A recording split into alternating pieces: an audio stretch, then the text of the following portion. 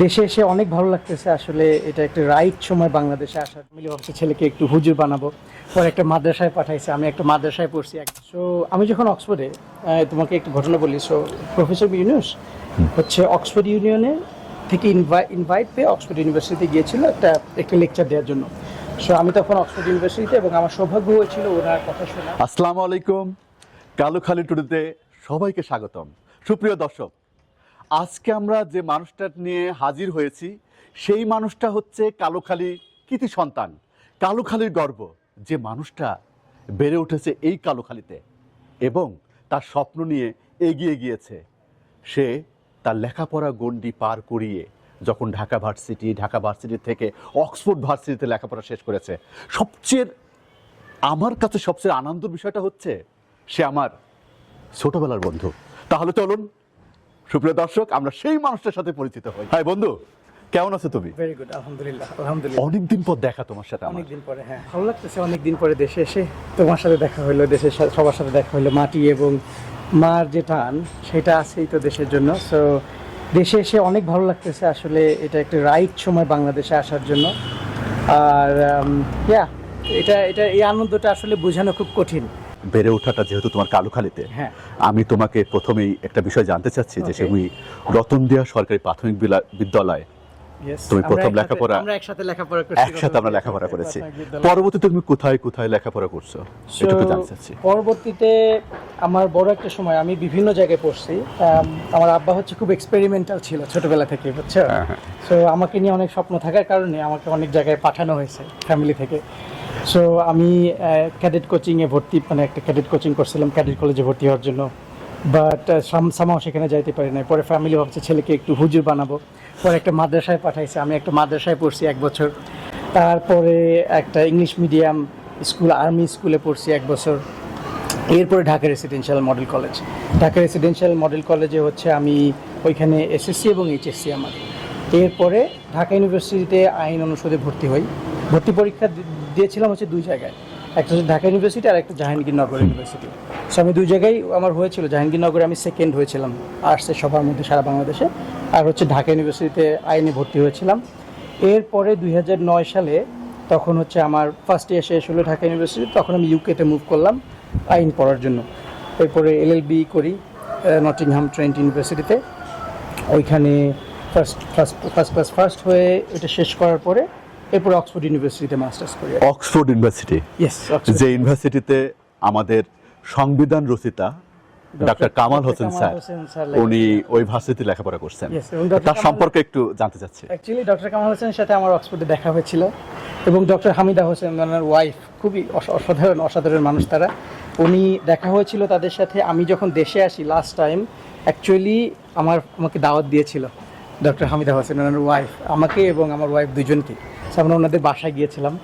So ওনার বাসা হচ্ছে Bailey রোডে, বুঝছো। আমি একটু একটা অনেক কথা মনে করে দিলাম, আমি বলি। সো বেইলি রোডে ওনার যে বাসায় ঢোকার পরে তুমি যখন ওনার ড্রয়িং রুমে বসবা, এবং ওইখানে জয়নুল আবেদিনের আঁকা, নিজের হাতে আঁকা কিছু ছবি আছে, যেগুলো হচ্ছে ওই যে তোমার জয়নুল আবেদিনের খুব দুর্ভিক্ষের ছবি আছে, আমরা ক্লাস 5-এ মনে হয় এই ছবিগুলো দেখেছি। কিন্তু জয়নুল আবেদিনের আঁকা কিছু অরিজিনাল আনফিনিশড পেইন্টিং আছে, যেটা ওনার বাসায় আছে। মানে ইট ইজ অ্যামেজিং। ওই মানুষটা, তারপর শাহাবুদ্দিনের পেইন্টিং, এগুলো যদি তুমি দেখো তাহলে বুঝতে পারো এই মানুষগুলো হচ্ছে যে আজকালকে না, এরা হচ্ছে পরম্পরা থেকে, যদি বলতে পারো যে এই টোটালি সার্কেলটা একটা ডিফারেন্ট সার্কেল, এটা ফিল হয়। হ্যাঁ, so that was an amazing chapter. আর সব ওনার সাথে দেখা হয় অক্সফোর্ডে যখন থাকি। ছাত্র বৈষম্য আন্দোলন যখন বাংলাদেশে শুরু হয়, তোমরা কি ওইখানে কোনো পদক্ষেপ নিয়েছিলে? ও ইয়েস। সো 18 তারিখে প্রথম, ধরো আমাদের তো বাংলাদেশে একটা পেজ আছে, আমাদের প্রায় 20 লক্ষ ফলোয়ার আছে। সো আমরা একটা পোস্ট ক্রিয়েট করি আফটার বাংলাদেশের ছাত্র বৈষম্য আন্দোলন শুরু হওয়ার পরে আমাদের পেজটাকে ব্লক করে দেওয়া হয়। ইমিডিয়েটলি, লাইক পোস্ট দেওয়ার সাথে সাথে। সো আমরা শুধু এটা কাজ করেছি, আমরা আমাদের প্রোফাইল পিকচারটাকে ব্ল্যাক করি, এবং আমরা একটা কমেন্ট করি এবং একটা ভিডিও শেয়ার করি, তারপরে আমাদের পেজটা ব্লক করে দেয়। এরপরে আমরা ফেসবুকের সাথে কথাবার্তা বলে আবার পেজটা ফেরত আনার পর আমার যেটা মনে হচ্ছে যে বাক স্বাধীনতার এই অবস্থা দেশে, তখন আমি এবং আমার বেশ কিছু বন্ধুবান্ধব নিয়ে আমরা ব্রিটিশ পার্লামেন্টে একটা লেখা পাঠাই আর কি, একটা চিঠি পাঠাই। সেটা প্রেক্ষিতে তারা অ্যাকচুয়ালি আমাদেরকে আবার রেসপন্স করেছে ছাত্র আন্দোলনের পক্ষে এবং বর্তমান সরকারের পক্ষে। আমরা আসলে একটা রেসপন্স পেয়েছি এবং এটা আসলে একটা গর্বের বিষয়। এবং আমরা মনে করি আমরা দূরে থাকলেও আমরা আন্দোলনের সাথে ওতপ্রোতভাবে জড়িত ছিলাম, যতটুকু পারছি আমাদের মাধ্যমে we have done our part basically. বন্ধু, তোমাদের তো 20 লক্ষ ফলোয়ার্স, 20 লক্ষ একটা পরিবার, তা এইটা নিয়ে তোমাদের পরিকল্পনাটা কি? সো আমরা তো যখন আমাদের চ্যানেলটা শুরু করছি আমাদের আসলে অনেক বড় পরিকল্পনা ছিল না। হ্যাঁ, আমাদের পরিকল্পনা ছিল যে হবি হিসাবে আমরা আমাদের একটা চ্যানেল শুরু করছি। এরপরে সামহাউ আল্লাহর রহমতে আমাদের চ্যানেলটা অনেক অনেক তাড়াতাড়ি অনেক বড় হয়েছে। সো এখন পরিকল্পনা যেটা সেটা হচ্ছে আমরা আসলে দেশের জন্য একটা কিছু করার আমাদের ইচ্ছা আছে।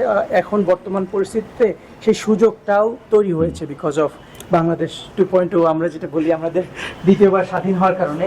আমরা আশা করছি যে আমরা এইগুলো ব্যবহার করে এই পর্যায়টা বর্তমান যে তোমার পরিস্থিতির সৃষ্টি হয়েছে এই পরিস্থিতিটা ব্যবহার করে আমরা একটা কিছু করব এবং সেই প্রত্যাশা নিয়ে এবার দেশে আসা, একটু এক্সপ্লোর করতে চাই বাংলাদেশে কি করা যায়, কিভাবে করা যায়। এবং চলো ভিতরে যাই, বলো তো, চলো ভিতরে যাই। তুমি আইনের উপর লেখাপড়া করছো, ইয়েস, আইনের উপর লেখাপড়া করার পর তুমি ডিফেন্ড মানে চিন্তা ভাবনা, তোমার ডিফেন্ড অন্যরকম চিন্তা ভাবনা করলা। তুমি কি করলা?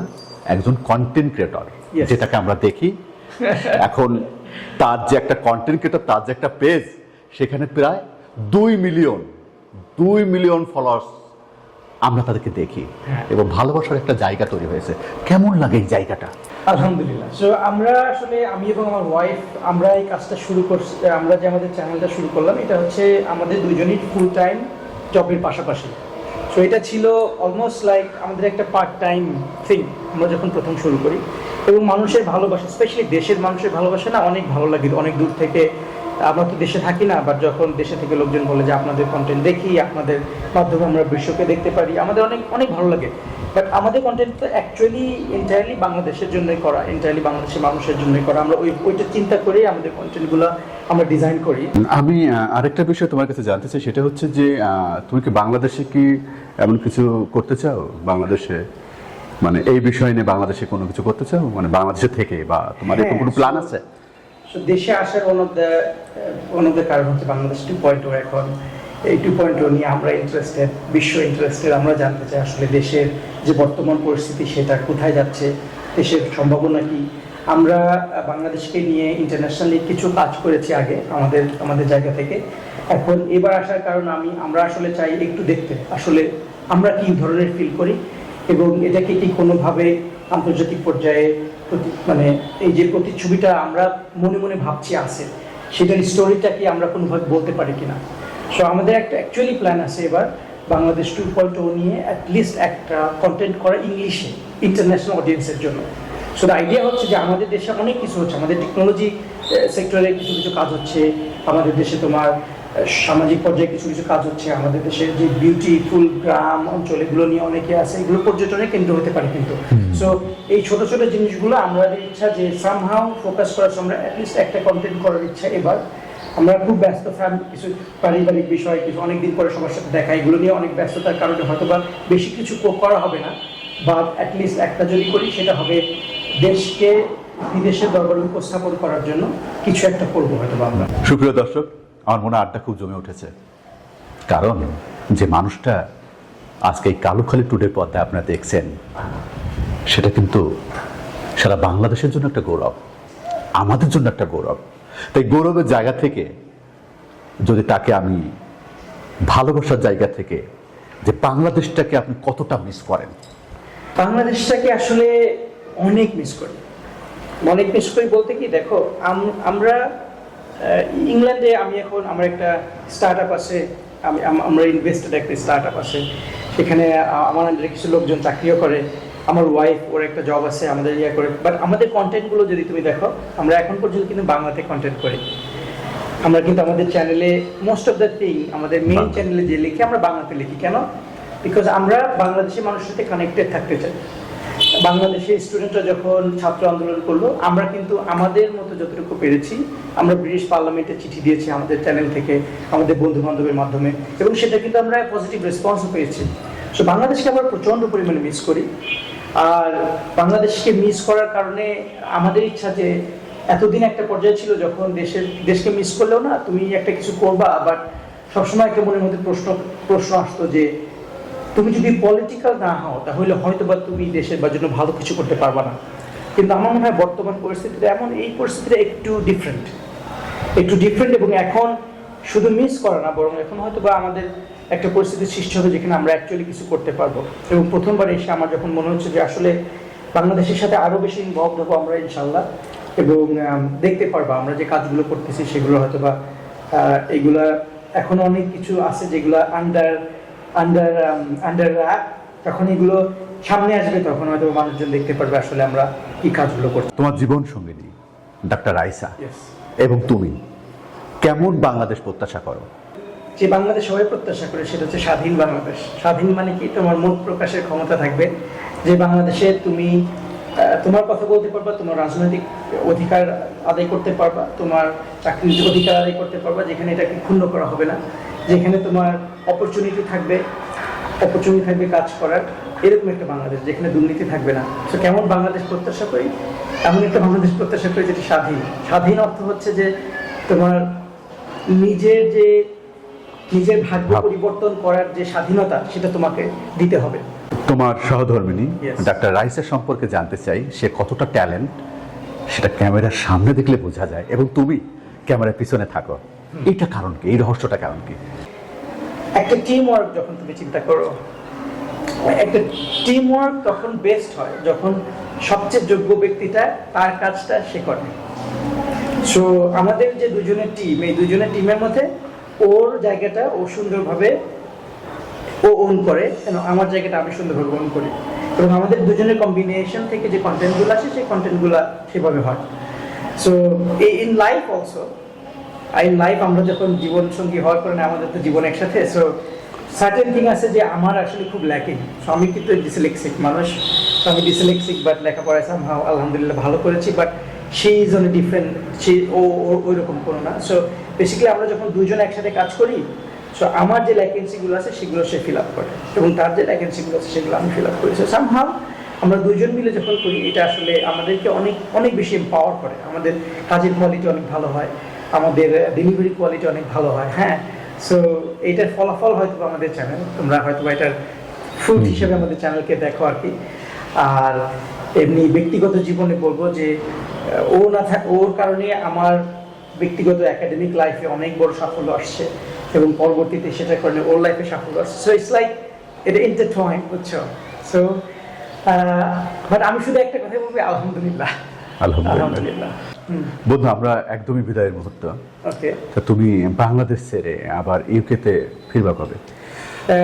ইউকেতে আসলে এখনো ফেরার টিকিট আমি ফুললি কনফার্ম করি নাই, বাট শীঘ্রই ফিরতে হবে, বিকজ কিছু কাজ আছে। বাট এখন আমি ফাইনাল এক্সাক্ট ডেট আমি এখনো ফিক্স করি নাই, বাট হয়তো বা কিছুদিন থাকবো, আরো কয়েক সপ্তাহ থাকবো দেশে, তারপরে চলে যাব।